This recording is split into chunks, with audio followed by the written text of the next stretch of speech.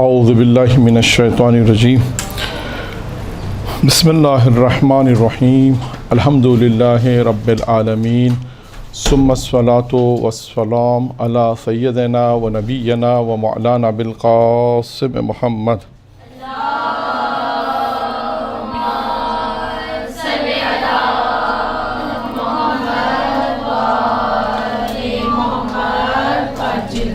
وآل بیتہ الطیبین الطاہرین المعصومین المنتخبین المیامین اما بعد۔ آج ہماری گفتگو کا جو عنوان ہے وہ ہے پیغمبر اسلام حضرت محمد مصطفیٰ صلی اللہ علیہ وآلہ وسلم کی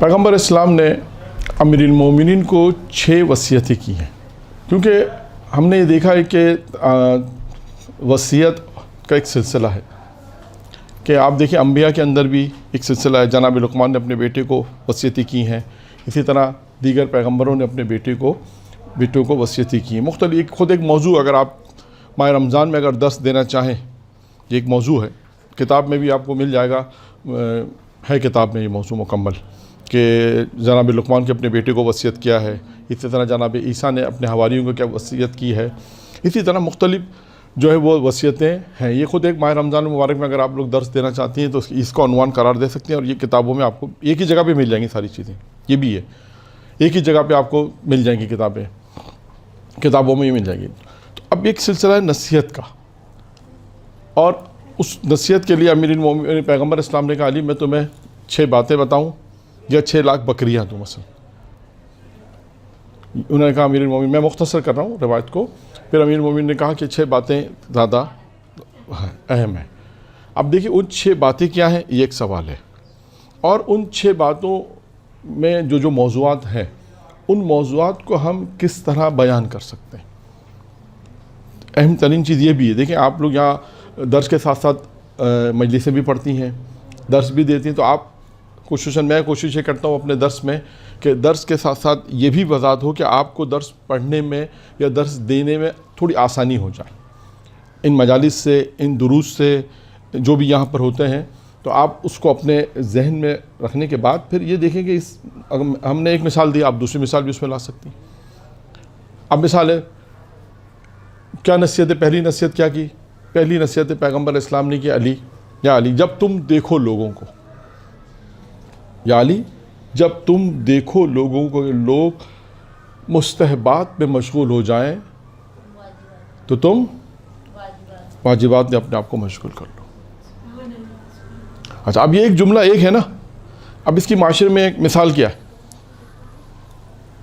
اگر میں آپ سے کہوں کہ اس کی معاشرے، اگر آپ ممبر پہ جا رہی ہیں، مجلس پڑھ رہی ہیں، تو اس کی معاشرے میں کیا مثال دیں گی؟ سر اکثر لوگ ایسا کرتے ہیں کہ ان پہ حج واجب ہو جاتا ہے تو اس کے باوجود وہ حج نہیں کرتے، ان کی کوشش ہوتی ہے کہ پہلے ہم زیارات ادا کریں، تو یہ بھی ایک ہے ٹرینڈ لوگوں میں نا۔ ٹھیک ہے، مستحبات ہے، فضیلت ہے اپنی جگہ، لیکن واجب حج ہونے کے بعد بھی ان کی کوشش ہوتی ہے۔ اچھا، لیکن اگر آپ کا ایک سوال یہ ہوا کہ اس میں ایک مثال ہے، ایک مثال آپ نے اچھی دی مثال یہ ہے کہ جس پہ اگر حج واجب ہو گیا، لیکن سوال یہ ہوگا کہ حج واجب ہوا تو اس پر 5 لاکھ روپے ہیں، زیارت کا خرچہ تو 1 لاکھ روپے میں ہو جاتا ہے، پھر کیا ہوگا اس کا جواب؟ نہیں، ہاں استعداد ہے، نہیں استعداد، ہاں اگر 2 الگ الگ باتیں ہیں۔ دیکھیں استطاعت کا مطلب ہے، حج واجب ہونے کا مطلب ہے 5 لاکھ روپے ہیں، تو استطاعت ہوئی نا۔ اگر کسی پر حج واجب نہیں ہے، اس کا مطلب اس کے پاس 5 لاکھ روپے یا جو بھی حج ہے، فیلن ہم 5 لاکھ کی مثال دے دیتے ہیں، جو بھی ریٹ ہو، کبھی 4 لاکھ کبھی 5 لاکھ، مثلا جو بھی واجب حج ہو، اگر کسی کے پاس حج اس پر واجب ہو گیا ہے، یہ واجب پہلے اس سے ادا کرنا ہے، اب وہ چاہے 4 لاکھ روپے کا ہو، چاہے وہ 5 لاکھ روپے کا ہو۔ اگر حج کے پیسے نہیں ہیں تو حج واجب ہی نہیں ہے اس کے اوپر۔ یہ مثال ان لوگوں کے لیے کہ جو مثال کے طور پر مستحبات کی مثال یہ، یا جیسے بعض لوگ مستحب نمازیں زیادہ پڑھتے ہیں، عید کی نماز پڑھتے ہیں، جمعے کی نماز پڑھتے ہیں، واجب نماز نہیں پڑھتے۔ اگرچہ آپ لوگوں سے مربوط کم ہے، لیکن جو خواتین سے جو چیزیں مربوط ہیں وہ آپ خود سوچیں کہ کون سی وہ چیزیں خواتین سے مربوط ہیں جو مستحبات میں خواتین زیادہ توجہ دیتی ہیں، واجبات میں نہیں دیتی، یا آپ کو سوچ کے اس کی مثال لانی پڑے گی۔ یا حجاب، حجاب کی بہترین مثال ہے اس میں کہ حجاب واجب ہے. ہو سکتا ہے کہ کچھ ایسے مستحبات ہیں جو ہم انجام دیتے ہیں معاشرے میں لیکن وہ مستحب ہے, لیکن واجب جو چیز ہے وہ انجام نہیں دیتے. اب اس کے موارد آپ نے لانے, جیسے ایک مثال آپ نے دی صحیح ہے, عموماً یہ ان لوگوں کے لیے میں پھر وضاحت کروں تو جن پہ اگر حج واجب ہو گیا ہے تو وہ پہلے حج انجام دیں پھر زیارت پر جائیں. یہ ان کی ایک ذمہ داری ہے, شرعی ذمہ داری. زیارت کرنا یہ بھی ثواب ہے, اور بہت ساری زیارت کی اپنی ایک فضیلت, اپنا ایک مقام ہے, اپنے احکامات بھی ہیں, فضیلت بھی ہے, اور ساری چیزیں اس میں موجود ہیں. لیکن بالآخر ایک اس کی گردن پر ایک واجب رہے گا. اگر اس نے حج اس پہ واجب ہے اور استطاعت ہونے کے باوجود اس نے حج نہیں کیا تو اس کی گردن پہ حج رہے گا.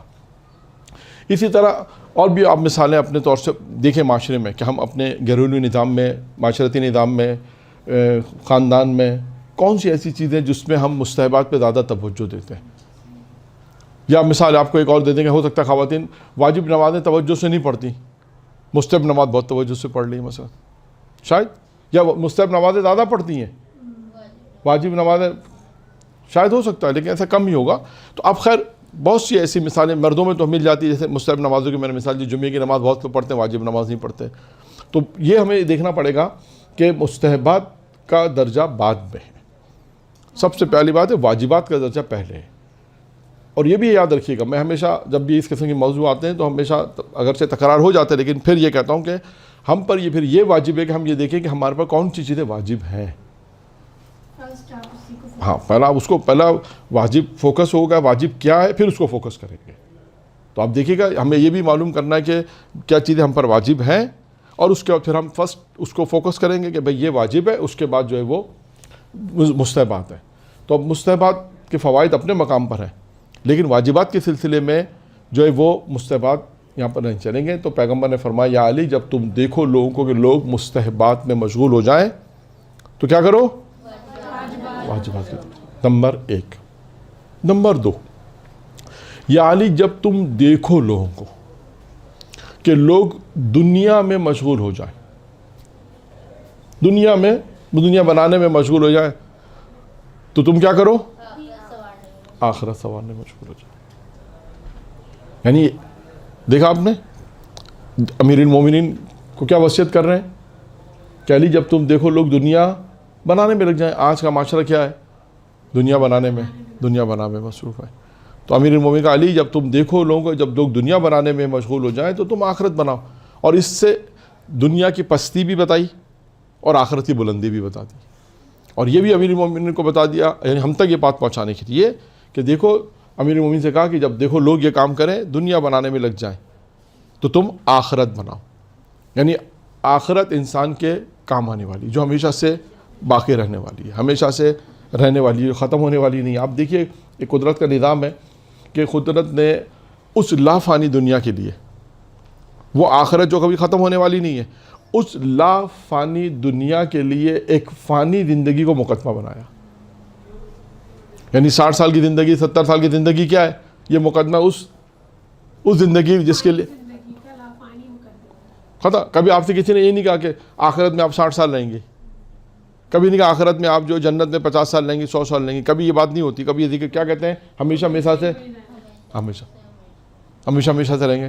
تو آپ دیکھا آپ نے, یعنی آخرت ہمیشہ سے رہنے والی چیز ہے, لیکن اس کے لیے مقدمہ کیا ہے, چند سالہ زندگی. تو اب انسان عقل مند کون ہوگا کہ اس چند سالہ زندگی کے لیے وہ جو زندگی ہے اس کو اس طرح ڈیولپ کرے, اس طرح اس کو بھی گزارے کہ وہ آخرت کی زندگی کو اچھی طرح سے گزار سکے. ہاں کھیتی ہے, ہاں کھیتی باڑی, بہت ساری چیزیں, مثالیں بہت ساری ہیں دنیا کی, بہت ساری مثالیں ہیں کہ دنیا جو ہے وہ دنیا کی مثالیں مہمان سرائے سے بھی دی گئی ہے, پل سے بھی دی گئی ہے کہ ایک پل ہے دنیا, یعنی پل ہے کہ جو ایک جگہ سے دوسری جگہ آپ کو منتقل کرتا ہے. تو خیر دوسرا حصہ روایت کا. تیسرا حصہ کیا روایت کا, تیسرا حصہ روایت کا یہ کہ جس میں پیغمبر اسلام فرماتے ہیں کہ جب تم دیکھو لوگوں کو لوگ دنیا کی زیب و زینت میں لگ جائیں. ایک دفعہ دنیا کو ترجیح دے رہے, ایک دفعہ دنیا کی زیب و زینت میں لگ جائیں تو اس وقت تم کیا کرو, آخرت کی زیب و زینت میں لگ جاؤ. یعنی جو لوگ دنیا کو خوبصورت بنا رہے ہیں, دنیا کو اچھا بنا رہے ہیں, تو اس وقت تم آخرت کو اچھا بناؤ. اور وہ آخرت کو انسان اچھا کیسے بنائے گا, اپنے اعمال کے ذریعے سے. جتنا زیادہ انسان اچھے عمل انجام دے گا اتنی آخرت اس کی اچھی بنے گی. بس یہ قانون کلی ہے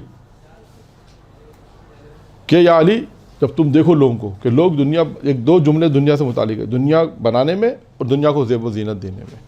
آخرت بناؤ اور آخرت کو زیب و زینت دو، یہ دو چیزیں ہو گئی. تو آخرت کو بنانا ہے تاکہ انسان ہمیشہ جہاں بھی رہے گا وہاں پر ہمیشہ اچھی جگہ ہو. بہت مختصر کر رہا ہوں میں اس کو، ٹھیک ہے. اب آئیے چوتھا جملہ. چوتھا جملہ یہ ہے کہ جس میں پیغمبر اسلام نے فرمایا یا علی جب تم دیکھو لوگوں کو کہ لوگ کثرت عمل میں پڑ جائیں، لوگ بہت زیادہ عمل میں پڑ جائیں، کثرت عمل میں پڑ جائیں، تو اس وقت تم کیا کرو؟ اخلاص کا نمونہ بن جاؤ. اخلاص یعنی خلوص. اور آپ دیکھیے گا کہ شیطان کے انشاءاللہ جب بھی موضوع آئے گا یا آج دوسرے جلسے میں اگر آ گیا کہ ہم یہ بیان کریں گے کہ بہت سے کون سے وہ موارد ہیں جس میں شیطان ہمیں بہکاتا ہے اور ہمارے پاس کیا ہتھیار ہے.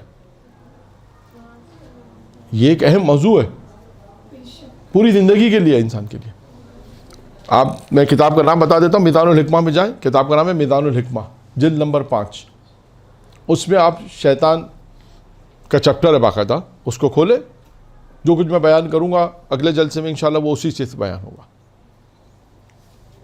یعنی کہنا مقصد یہ کہ خلوص کی بات میں نے کیوں کی؟ علی نے کیا کہا؟ پیغمبر اسلام نے کہا علی جب تم دیکھو لوگوں کو کثرت لوگ پڑ جائیں تو تم اخلاص کا نمونہ. اب اخلاص کیا چیز ہے؟ یہ ایک موضوع ہے. اور دیکھیے شیطان کی بات میں نے کیوں کی کہ قرآن مجید میں سورہ صاد میں شیطان نے جب شکست کھائی ہے تو کہاں پہ کھائی ہے شکست؟ کہ پروردگار سے کہا میں تیرے تمام کے تمام بندوں کو بہکاؤں گا، اغوا کر لوں گا، سوائے کس کے؟ مخلص بندوں کے. یعنی آپ یہ سوچیں کہ شیطان جو انسان کے پیچھے لگا ہوا ہے،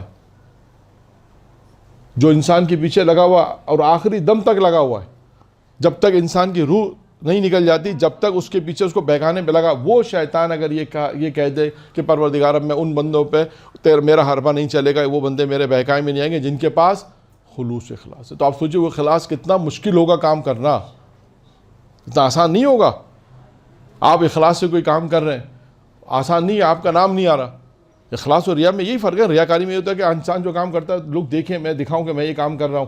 اخلاص میں کیا ہوتا ہے؟ اللہ جانتا ہے. اخلاص یہی ہوتا ہے، خلوص سے کام انسان انجام دیتا ہے. اس میں اللہ جانتا ہے کہ آپ نے کتنے اخلاص سے کام کیا ہے، کتنے اخلاص سے نیکی کی، کتنے اخلاص سے آپ نے دوسروں کی مدد کی ہے. اور یہ دوسروں کو پتہ نہ چلے کتنا مشکل کام ہے کہ ہم نیکی کر رہے ہیں تو پتہ تو چلنا چاہیے نا ہم نے نیکی کی ہے، لیکن نہیں پتہ چل رہا. تو یہ اخلاص انسان کے اندر تحمل کرتا ہے کہ اخلاص کے ساتھ. اب اخلاص دیکھیں کسے کہتے ہیں. ایک تاریخ وہ کئی واقعات ہیں، میں آپ کے سامنے امیر المومنین کے 2 واقعات بیان کرتا ہوں، شاید پہلے بھی بیان کیے ہوں گے لیکن اور آپ سے اس واقعے سے درس کیا ملتا ہے وہ بھی آپ سے پوچھوں گا. یہ واقعہ کتابوں میں موجود ہے کہ آیت اللہ مرش نجفی کا نام آپ نے سنا ہوگا.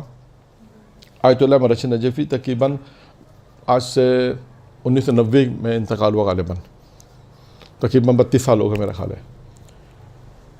آیت اللہ مرش نجفی اللہ ان کی مغفرت فرمائے، درجات بلند فرمائے.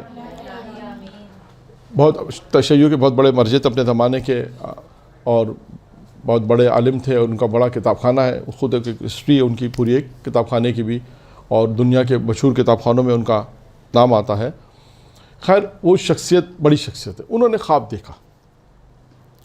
انہوں نے خواب میں دیکھا کہ روز محشر ہے، پیغمبر اسلام کہہ رہے ہیں امیر المومنین سے، کہہ رہے ہیں علی عرب کے شاعروں کو بلاؤ، ان سے کہو کہ وہ کلام پیش کریں. اور پھر اس کے بعد کہا کہ علی فارس کے شاعر کو بلاؤ، وہ بھی اپنا کلام پیش کریں. تو امیر المومنین نے ایک شاعر، فارس کے شاعر شہریار کو بلایا اور کہا کہ وہ کلام پڑھو جو تم نے میرے لیے لکھا ہے.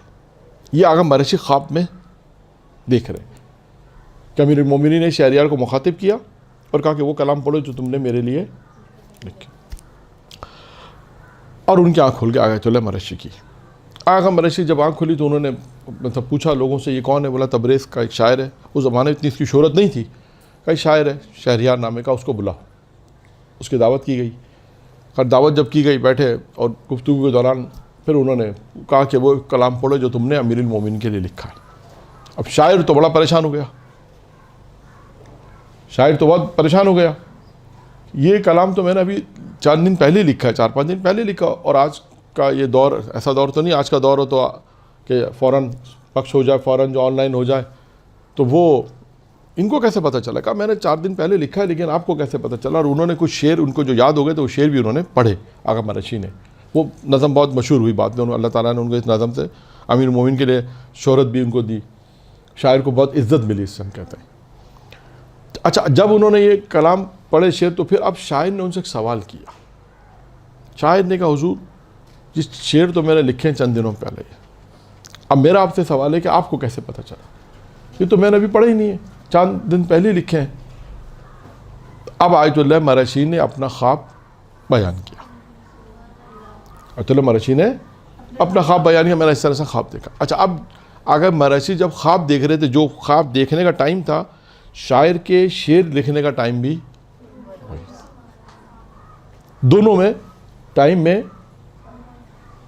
سیم چیز. جس ٹائم انہوں نے خواب دیکھا, کہا میں نے 3 دن 4 دن پہلے خواب دیکھا تھا کہ پیغمبر اسلام نے ایسا کہا, امیر المومنین سے کہا, امیر المومنین نے تم سے کہا کہ تم جو لکھو وہ نظم پڑھو جو تم نے میرے لیے لکھی ہے. اور اس کے بعد وہ نظم انہوں نے پوری پڑھی. یہاں پہ واقعہ ختم ہو جاتا. ٹھیک ہے, اب آپ سے سوال,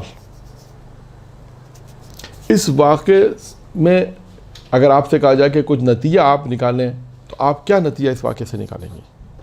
دیکھیے کیوں, ہمیشہ یاد رکھیں جب بھی آپ درس دینے کے لیے کوئی واقعہ پڑھیں, مجلس میں کوئی واقعہ پڑھنا چاہتی ہیں, اس واقعے میں نتیجہ ضرور نکالیں کہ اس واقعے سے ہمیں کیا ملتا ہے. جیسے شیطان کی میں اس لیے مثال پھر دے رہا ہوں کہ شیطان روایت میں جو میں بیان کر رہا ہوں کہ اس کی جو عبادت تھی نا, اس میں خود امیر المومنین نے کہا کہ شیطان سے عبرت سیکھو, عبرت, اس سے بھی عبرت لینی ہے. تو عبرت دو کہ اس نے اتنے سال عبادت کی اور اس کے باوجود اللہ نے کہا سجدہ کرو تو اس نے سجدہ نہیں کیا, تکبر کیا. یعنی خود معصوم کا قول ہے نہج البلاغہ میں کہ اس سے عبرت دو, یعنی اس سے بھی ہمیں عبرت لینی ہے اگرچہ ہمارا دشمن ہے. تو اب اسی طرح ہر جگہ ہمیں یہ دیکھنا ہے کہ ہم جو واقعہ پڑھ رہے ہیں اس میں نتیجہ کیا نکلتا ہے. تو اس پہ کچھ آپ کے ذہن میں اگر کچھ آتا ہے تو بیان کریں, نہیں تو پھر میں بیان کروں.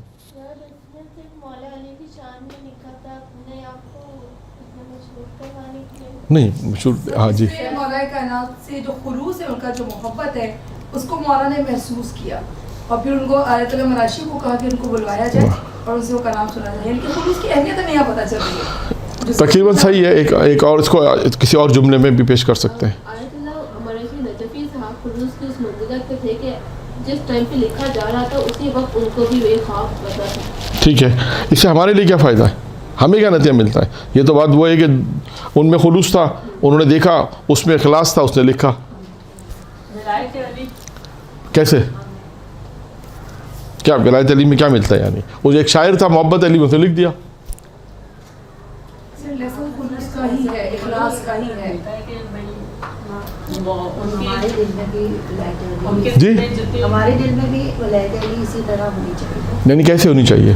جیسے کہ اس شاعر کی شاعر نے تو شعر لکھے, محبت علی میں شعر لکھے. محشر میں باقاعدہ ان کو انوائٹ کیا گیا کہ مطلب ان کا کلام پیش کیا جائے, اس کی منزلت. ہاں, اچھا, اب اس کو ایک اچھے, یعنی تمام آپ کی باتیں ملتی جلتی ہیں, اس کو ہم اپنے اس الفاظ میں یوں بیان کریں کہ اگر اخلاص سے لکھا جائے تو پہلے آل محمد سنتے ہیں, پھر دنیا والے سنتے ہیں.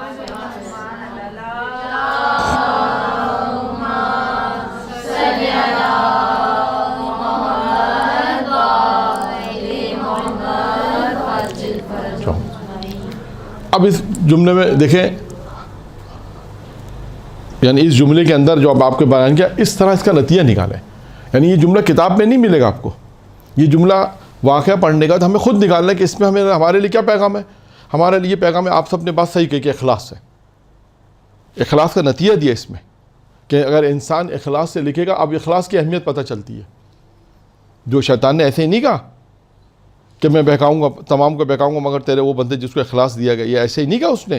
اس کا مطلب ہے آپ سوچیں اخلاص کتنا ضروری ہے انسانی زندگی میں. کتنا دور. اب آئیے ایک اور واقعہ, یہ بھی امیر المومنین کا ہی ہے, یہ بھی کتابوں میں آپ کو ملے گا کہ ایک شاعر تھا غیر معروف. عربوں میں تو بہت سارے شاعر تھے, معروف غیر معروف بہت سارے شاعر تھے. ایک غیر معروف شاعر تھا, اس نے چند مصرے لکھے اور زری میں ڈال دیے, امیر المومنین کے زری میں ڈال دیے. اور دیکھیں یہ عموماً ہوتا ہے جب کوئی شاعر لکھتا ہے یا مجلس پڑھنے والے بھی ہوتے ہیں درس دینا, تو وہ چاہتے کوئی نہ کوئی تو سنے. ہم نے اتنی محنت سے درس تیار کیا, مجلس تیار کی, تو اور شاعر کا بھی ہوتا ہے کہ کچھ کلام لکھا ہے تو امیر المومنین کی بارگاہ میں اس نے بھیجے. جب امیر المومنین کی بارگاہ میں اس نے وہ شعر لکھنے کے بعد زری میں ڈال دیے شعر, اور جب زری میں ڈالے تو وہاں پہ جو کلدین جسے ہم کہتے ہیں, روشن کلدین کہتے ہیں, کسے کلدین کہتے ہیں, وہ گری ایک مرتبہ. تو اس نے کہا یہ میں نے لکھا تھا تو امیر المومنین مجھے تحفہ دیا ہے. خادم نے کہا نہیں یہ ڈھیلی ہو گئی تھی, گر گئی ہے, پھر لگا دی, پھر گر گئی. 3 مرتبہ کہتے ہیں, 2-3 مرتبہ لگائی گئی, 2-3 مرتبہ. اب وہ بھی پریشان ہے, کرے تو کیا کرے, کہتے ہیں وقت کے مرجع کے پاس گئے, مجتہد کے پاس گئے, اور وقت مرجع و مجتہد کے پاس جب گئے تو انہوں نے کہا کہ امیر المومنین نے اسے تحفہ دیا. اچھا اب ہوا کیا, اب عرب یہ بات تو فوراً پھیل گئی, نجف اشرف میں فوراً بات پھیل گئی کہ بھائی ایک شاعر نے ایسا لکھا, امیر نے اسے کلدین دی, تحفہ دیا. اب عرب کے وہ شاعر جو بڑے مشہور شاعر تھے, بڑے بڑے شاعر, دیوان لکھنے والے, وہ اب آ گئے اور آ کے دیوان لکھ رہے ہیں, امیر المومنین کے ذریعے میں دیوان لکھ رہے ہیں, شاعری کر رہے ہیں. کلدین تو کچھ بھی نہیں گری, کلدین تو کیا کہتے ہیں بلب بھی نہیں گرا ان کے لیے. اس میں تو 4-5 بلب ہوتے ہیں, ایک بلب بھی اس میں نہیں گرا. تو اب لوگوں میں تو, شاعروں میں تو تھا کہ بھائی ایک شاعر نے کیا, غیر معروف شاعر تھا, کیا 4 جملے لکھ دیے. تو ایک مشہور شاعر کے خواب میں امیر المومنین آئے, جس نے دیوان لکھے تھے امیر المومنین. امیر المومنین کچھ بھی نہیں دیا, اسے کچھ بھی نہیں دیا. تو اس نے امیر المومنین سے خواب میں کہا کہ مولا اس نے کیا شعر لکھ دیے 2 جملے, ہم سے بڑا عرب میں کوئی شاعر نہیں, ہم سے بڑا کوئی لکھنے والا نہیں, فصیح و بلیغ میں ہم نے اتنے بڑے بڑے دیوان لکھ دیا, آپ نے کچھ نہیں دیا. اب سنیے علی کا جواب, یہ مہم ہے. امیر المومنین نے کہا اس کے لکھنے میں اور تمہارے لکھنے میں ایک فرق ہے بس. کہا اس نے اشعار میرے لیے لکھے تھے, تم اشعار کلدین کے لیے لکھ رہے ہو. اخلاص نہیں رہا, اخلاص نہیں رہا. جس کی دیکھیں وہاں پہ بھی شاعر تھا, اخلاص تھا, وہاں پر بھی یہی ہوا. یہاں پر بھی شاعر ہے, اخلاص ہے, یہاں پہ بھی یہی. تو اب دیکھیے جو بھی اخلاص کے ساتھ اپنی زندگی کو انجام دے گا. ایک اور روایت میں پڑھ چکا ہوں, یعنی وہ کون سے 5 عمل ہیں, شیطان 6 امام کی روایت ہے, جس کے بعد وہ 5 صفت ہوں گی شیطان اسے نہیں بہکائے گا. یہ شاید 2-3 سال پہلے پڑھ چکا ہوں. تو یعنی ہمیں وہ اعمال جو شیطان اگر ہمیں بہکائے تو ہمارے پاس کون سے رمز ہیں, کون سی چیزیں جس سے ہم اس کے بہکائی میں نہیں آ جائیں, جن میں سے ایک اخلاص ہے. اگر اخلاص آپ کے پاس ہے, خلوص آپ کے پاس ہے, تو آپ پھر شیطان آپ پہ حملہ نہیں کر سکتا. جو آپ کا جو عمل اخلاص کے ساتھ ہوگا, کہیں پر بھی شیطان آئے گا کہ ریاکاری میں آ جائے گا, کہ ہم نے عمل کیا ہے, دکھاوے میں آ جائے, تھوڑا سی پبلسٹی ہو جائے, تھوڑا لوگ اس کو دیکھ لیں. شیطان کا کام یہی ہے کہ کسی طرح دکھاوا, ریاکاری کے اندر آپ کو کوشش کرے گا کہ ریاکاری میں آ جائے, کہ لوگ دیکھیں, لوگ واہ کریں, لوگ تعریف کریں. اسے کہتے ہیں ریاکاری. اخلاص کے ساتھ کام کرنے میں دیکھیں بہت یہ اہم ہے. اس کا ایک واقعہ اور میں آپ کو سنا دیتا ہوں. ایک صاحب مجلس پڑھنے گئے ایک مقام پر,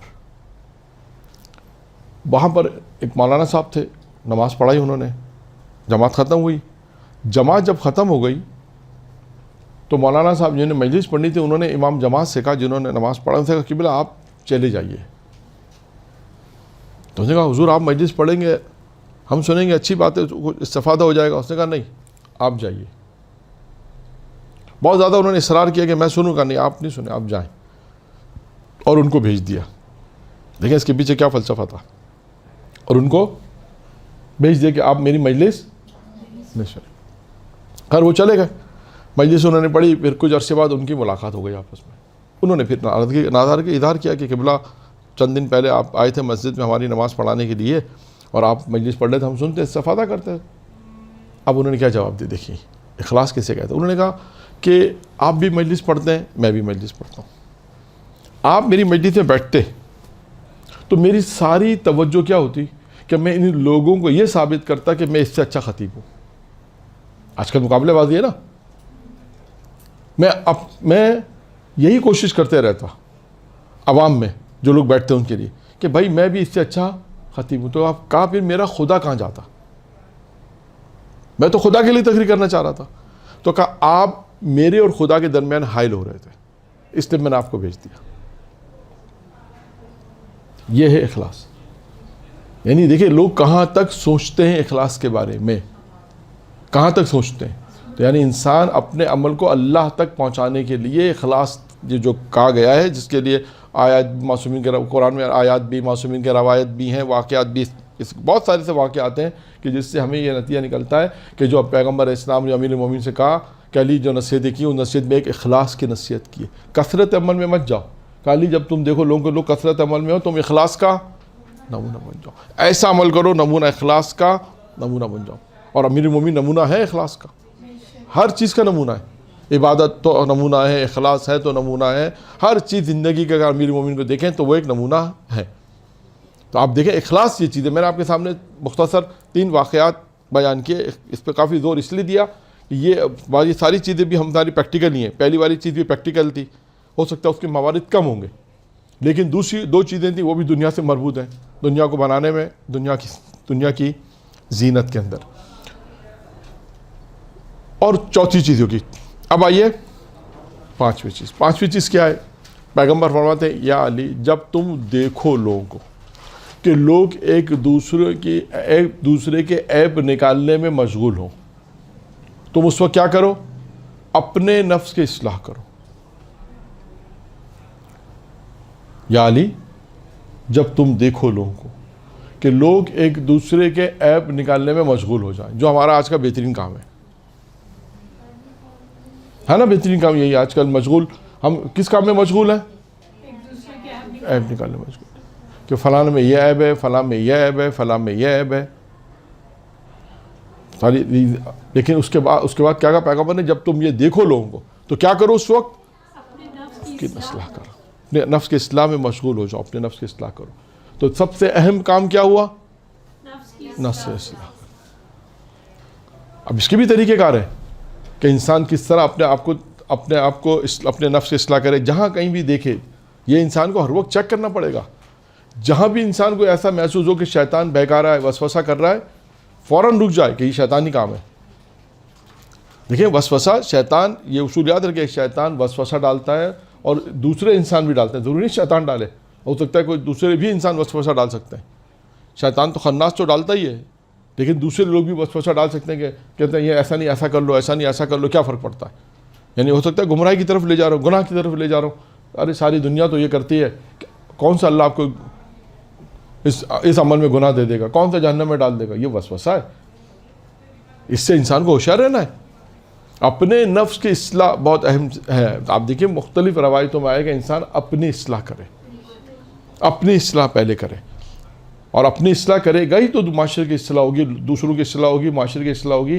کیونکہ آپ دیکھیے گا کہ جب تک ہم اپنے آپ کو گناہوں سے نہیں بچائیں گے, اپنے آپ کو برائیوں سے نہیں بچائیں گے, کیسے دوسروں کی اصلاح کریں گے. گناہ خدا نہ خاصا وہ گناہ, وہ برائی ہم میں ہے, وہ عیب ہم میں ہے, اور ہم دوسروں سے کہیں کہ کام نہ کرو تو کیا کہے گا.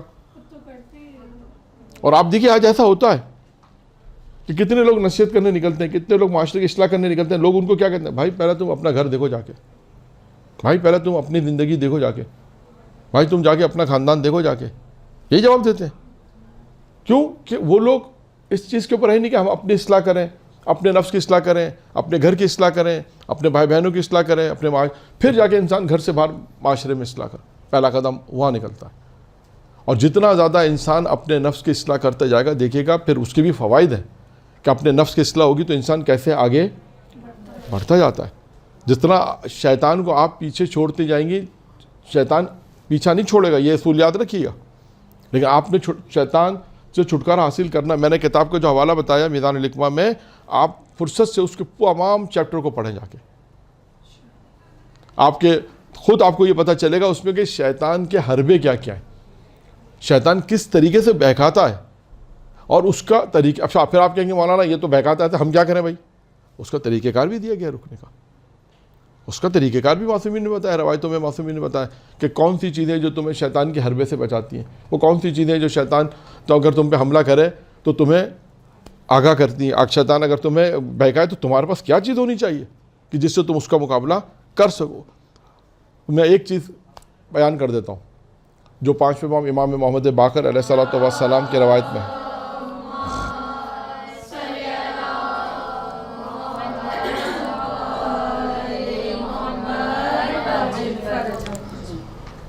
جس میں 5ویں امام سے پوچھا گیا، سوال کیا گیا کہ مولا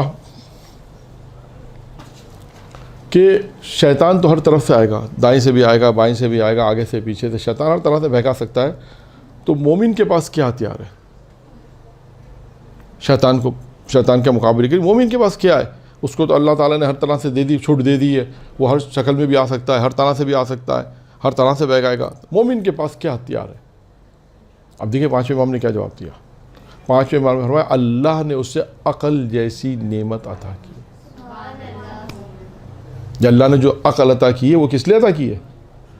یہ اس لیے عطا کہ ایک کام اس کا یہ بھی ہے کہ شیطان کے حملوں سے بچیں، سمجھیں، عقل کو استعمال کریں، یہ پرکھنے کے لیے، سمجھنے کے لیے، گمراہی سے بچنے کے لیے، حق و باطل کی پہچان کے لیے. جب شیطان انسان کو، عام آدمی اگر کوئی بات کہتا ہے تو فوراً انسان متوجہ ہوتا ہے، تو شیطان کہے تو کیسے شیطان آ کے یہ نہیں کہے گا، یہ نہیں کہے گا شیطان کبھی کہ بھائی میں شیطان ہوں، میں آپ کو بہکا رہا ہوں، وہ کبھی ایسے نہیں کہے گا آ کے. تو آپ کہیں گے ہاں شیطان کو تو منع کہتا اس کی تو بات نہیں ماننی، وہ کبھی ایسے نہیں کہے گا. وہ اس طرح سے آپ کو بہکائے گا یا اس طرح سے وسوسہ ذہن میں ڈالے گا کہ آپ کو پتہ بھی نہیں چلے گا. لیکن جو لوگ ہوشیار ہوتے ہیں، جو لوگ اس بات سے آگاہ ہوتے ہیں، سورہ اعراف آیت نمبر 201 میں پروردگار نے فرمائے وہ لوگ جو متقی ہوتے ہیں جیسے ہی شیطان ان کو چھوتا ہے وہ چوکنا ہو جاتا ہے. یعنی متقی ایک علامت ہو گئی، تقویٰ ایک علامت ہو گئی. یعنی جیسے ان متقی لوگوں کو شیطان چھوتا ہے، یعنی گمراہ کرنے کی کوشش کرتا ہے، فوراً وہ چوکنا ہو جاتے ہیں کہ ہاں یہ شیطان ہے، یہ شیطان ہمیں بہکا رہا ہے. اچھا بعض لوگوں کو شیطان بہکاتا ہے، ان کو کیوں پتہ نہیں چلتا؟ اس لیے کہ ان کے پاس تقویٰ ہی نہیں تھا کہ وہ اس بات کو احساس کر سکے کہ یہ بھی گمراہی ہے، یہ بھی گناہ ہے. وہ اس بات کو احساس ہی نہیں کر پاتے. تو یہ نصیحتیں تھیں. اور ایک نصیحت یہ تھی جو پیغمبر اسلام کو فرمائی. پیغمبر علی جب تم دیکھو لوگوں کو کہ لوگ ایک دوسرے سے، ہاں جب تم دیکھو، آخری نصیحت، جب تم دیکھو لوگوں کو کہ لوگ ایک دوسرے سے تعلق پیدا کرنے میں بے چین و بے قرار ہو. ایسا ہے یا نہیں آج معاشرے میں؟ ہے؟ یعنی آج معاشرے میں ایسا ہے. کیا ہے کہ جب تم دیکھو یا علی جب تم دیکھو لوگوں کو کہ لوگ آپس میں ایک دوسرے سے تعلق پیدا کرنے میں بے قرار ہو. یعنی کیا مطلب؟ پہلے اس جملے کو وضاحت کر دو، اس جملے کو سوچیں. دیکھیں اس جملے میں کیا ہے کہ آج معاشرہ ایک دوسرے سے، یعنی ہر آدمی ایک دوسرے سے تعلق کیوں پیدا کرنا چاہتا ہے؟ اس سے فائدہ اٹھانا چاہتا ہے. یعنی یہ مراد ہے. آپ دیکھیے جو چاہے شہرت یافتہ افراد ہوں گے، دولت مند ہوں گے، صاحب منصب ہوں گے، صاحب دولت ہوں گے، یعنی آپ دیکھیے گا کہ مراد یہ کہ یہ عام لوگ ان سے تعلق پیدا کریں گے، بے قرار ہوں گے کہ ہمارا تعلق صدر ہو، منسٹر ہو، کسی بھی عہدے پر فائز ہو، علاقے کا کوئی بہت بڑا ہو، عہدیدار ہو. تو آپ نے نہیں دیکھا کہ لوگ چاہتے ہیں ان سے ہمارے تعلقات پیدا ہو جائیں. یعنی لوگ بے چین ہوتے ہیں یا کہتے ہیں کہ ان سے ہمارے تعلقات، ذرا ان سے ہمارے تعلقات کروا دو، ان سے ہماری دوستی کروا دو. کیوں؟ تاکہ ان سے فائدہ حاصل کر سکیں. عموماً ایسا ہی ہوتا ہے. آپ سنیے جملہ، پیغمبر کیا فرماتے ہیں؟ یا علی جب تم دیکھو لوگوں کو کہ لوگ ایک دوسرے سے تعلق پیدا کرنے میں بے قرار ہو، بے چین ہو، تو اس وقت تم کیا کرو؟ اللہ سے اپنا تعلق پیدا کرو. اللہ سے اپنا تعلق پیدا کرو. توریت میں 12 جملے ہیں. ایک جملہ بیان کرتا ہوں، پھر اس کے بعد یہ درس اختتامی مراحل میں. 12 جملے ہیں توریت میں. امیر المومنین فرماتے ہیں کہ ان جملوں کو کبھی انشاءاللہ وہ 12 جملے میں نے کبھی یہاں نہیں پڑھے، انشاءاللہ کوشش کروں گا کسی دن پڑھنے کے لیے. وہ 12 جملے میں امیر فرماتے ہیں میں دن کو 3 مرتبہ، رات کو 3 مرتبہ پڑھتا ہوں. وہ 12 جملے، ان 12 جملوں میں ایک جملہ یہ ہے جو خدا اپنے بندے سے کہتا ہے. یعنی 12 جملوں میں خدا نے اپنے بندوں کو مخاطب کیا ہے، اے آدم کی اولاد، یوں کر کے مخاطب کیا ہے، اور کہا اے آدم کی اولاد. پھر کہا ایک جملہ کیا کہا کہ تم لوگ، یعنی خدا متعال بندے کو مخاطب کہتا ہے کہ دیکھو لوگ تم سے تعلق پیدا کرتے ہیں اپنے مفاد کے خاطر. یعنی اب وہی والی مثال ہو گئی نا، اگر کسی کے پاس عزت ہے، دولت ہے، شہرت ہے، پیسہ ہے، تو خدا کہتا ہے ان لوگوں کو، خدا مخاطب کہتا ہے اے لوگوں، اے انسانوں، تم لوگوں، یعنی تم لوگوں سے لوگ تعلق پیدا کرتے ہیں اپنے مفاد کے خاطر. یعنی وہ لوگ جو تم سے تعلق پیدا کر رہے ہیں ان کا مفاد ہے، تمہارا مفاد نہیں ہے. اس لیے کہ اگر ایک بہت بڑا پیسے والا ہے، صاحب دولت ہے، اس سے لوگ تعلق پیدا کریں تو کس کو فائدہ پہنچے گا؟ اس پیسے والے کو کیا فائدہ ہوگا؟ وہ اس کو فائدہ پہنچے گا جو تعلق پیدا کرنا چاہتا ہے. خدا کیا کہتا ہے؟ اے لوگوں، لوگ تم سے تعلق پیدا کرتے ہیں اپنے مفاد کے خاطر، میں تم سے تعلق پیدا کرتا ہوں تمہارے فائدے کے خاطر. یعنی خدا اگر ہم سے تعلق پیدا کر رہا ہے تو اس میں کس کا فائدہ ہے؟ ہمارا ہی فائدہ ہے. تو یہ 6 نصیحتیں تھیں پیغمبر اسلام کی امیر المومنین علیہ السلام کو، جو میں نے آپ کے سامنے بہت مختصر بیان کی. درود پڑھیں محمد و آل محمد.